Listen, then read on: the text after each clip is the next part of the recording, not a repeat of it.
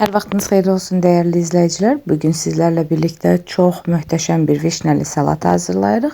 İlk olarak sosumuzu hazırlayaq. 1 çay kaşığı duz, 1 çay kaşığı sumaq, 3-4 yemək kaşığı nar şərab, 1-2 yemək kaşığı duru yağ ve 1 çay kaşığı civarında nanəni əlavə edib qəşəng bir sos hazırlayıb bir qıraqda 10-15 dəqiqə gözlətdiririk bütün ərzaqların birbirine karışması üçün.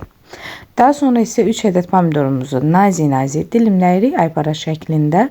Vişnəmizin çoxluğundan asılı olaraq pomidor sayını azaldıb çoxalda bilərik. Mən 3 dənə istifadə etdim. Videoda siz 2 dənə görsəniz də, amma yenə də mənim vişnəm biraz daha çox idi. Yəni ağız dadınıza uyğun olaraq buradakı sayı ayarlaya bilərsiniz. Pomidorlarımızı tam-tamına nazik şəkildə mümkün qədər doğrayırıq. Daha sonra ise bir qıraqda bir qabın içərisinə əlavə edib keçirik qırmızı soğanımızı doğramağa. 1 adet qırmızı soğanımızı da qəşəngcə soyub yuyuruq. Daha sonra ise nazik dilimler şeklinde dilimləyirik və hər bir dilimin ara qatlarını açırıq.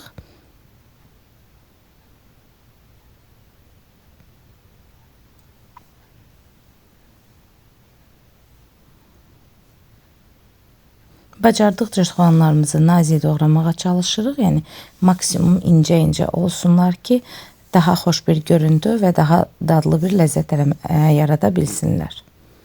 Soğanlarımızı videoda gördüğünüz şekilde bir açıp pomidorların üzerine əlavə edirik ve keçirik göyərtilərimizi doğramağa.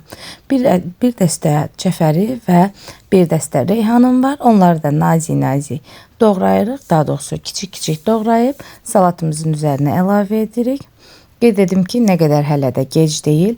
Mümkün qədər vişnə soyuducuya yığmaq lazımdır ki, qışda bu salatlardan, qəşəng dadlı desertlərdən hazırlayıb gələn qonaqlarımızı şoka sala bilək və onlara ləzzətli bir təamlar hazırlaya bilək. Yəni mən o şəkildə etmişəm. Bacardığım qədər vişnəni soyuducuda saxladım.